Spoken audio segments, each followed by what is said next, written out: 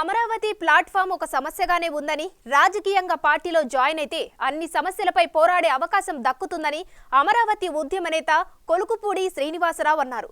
TDP తనను ఎక్కడి నుంచి పోటీ చేయాలని ఆదేశించినా అక్కడి నుంచి పోటీ చేయడానికి సిద్ధమని ఆయన స్పష్టం చేశారు.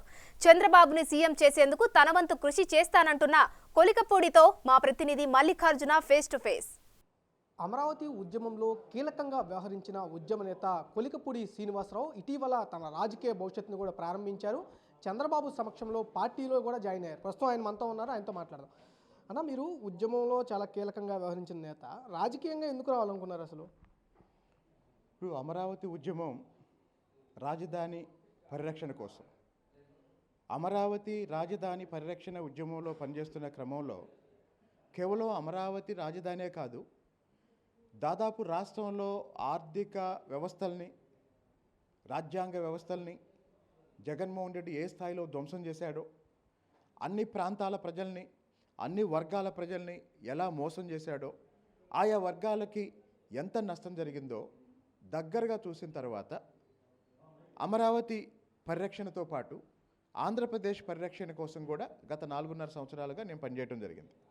ఈ నేపథ్యంలో నేను చాలా సంవత్సరాల నుంచి చెప్తున్నది ఏంటంటే, ఇంత విధ్వంసం జరిగిన తర్వాత, ఇంత నష్టం జరిగిన తర్వాత మళ్ళీ ఒక అనుభవజ్ఞుడైన విజన్ ఉన్న చంద్రబాబు నాయుడు గారు ముఖ్యమంత్రి అయితేనే రాష్ట్రం ఒక ఘాటిన పడిద్ది అన్న ఉద్దేశంతో నేను చంద్రబాబు నాయుడు గారి నాయకత్వంలో పనిచేయడానికి, నడవడానికి నిర్ణయించుకున్నాను. అందులో భాగంగానే తెలుగుదేశం పార్టీలో చేరాను. అంటే అమరావతి ఉద్యమం ప్లాట్ఫాము, ఆ ప్లాట్ఫామ్ సరిపోదని చెప్పి పొలిటికల్గా ఒక పార్టీని ఎన్నుకోవాల్సి వచ్చిందా, లేకపోతే ఏంటన్న అసలు? అంటే అమరావతి పరిరక్షణ ఉద్యమం అనేది ఒకే పాయింట్ మీద పనిచేసే అంశం. ఉద్యమం అమరావతిని రాజధానిగా కొనసాగించాలి, అమరావతిని అభివృద్ధి చేయాలి.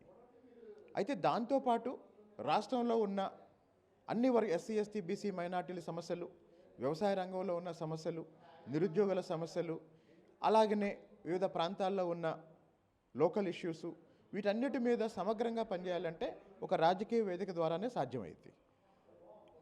ఇప్పుడున్నది 2 పార్టీలు, ఒకటి అధికార పార్టీ, 2 ప్రతిపక్ష పార్టీ.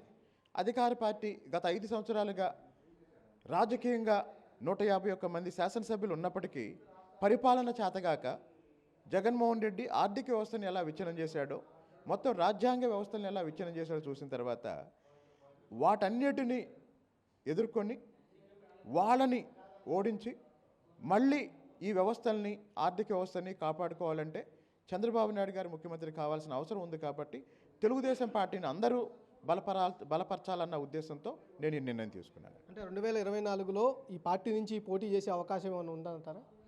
చంద్రబాబు నాయుడు గారు ఏ అవకాశం ఇచ్చినా దాని ప్రకారం నేను పనిచేస్తాను. ఎక్కడ పనిచేయమంటే అక్కడ పనిచేస్తాను. అంటే కాదన్న, మీరు పోటీ చేస్తారా? అంటే మీకు మీ మనసులో ఉందా ఆ పోటీ చేసే అవకాశం? మీ మనసులో ఉందా? అంటే నాయకత్వం నిర్ణయిస్తుంది. నాయకత్వం నిర్ణయం ప్రకారం నేను పనిచేస్తానండి. అంటే జాయిన్ అవ్వక ముందు మీరు తాడికొండ నియోజకవర్గంలో పోటీ చేయబోతున్నారని కూడా ప్రచారం బాగా ఎక్కువగా జరిగింది, అంటే టీడీపీలో జాయిన్ అవ్వక ముందు. ఇప్పుడేమో తిరువూరు నుంచి పోటీలో ఉండబోతున్నారని కూడా ప్రచారం జరుగుతూ ఉంది. అసలు మీరేమనుకుంటున్నారు? తాడికొండ అనుకుంటున్నారా, లేకపోతే తిరువూరు అనుకుంటున్నారా? ఈ విషయం మీద పార్టీ నాయకత్వం నిర్ణయిస్తూ ఉండండి.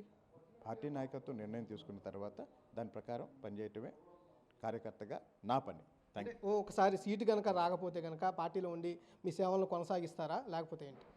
ఇప్పుడు రాజకీయంగా తెలుగుదేశం పార్టీలో చేరాను.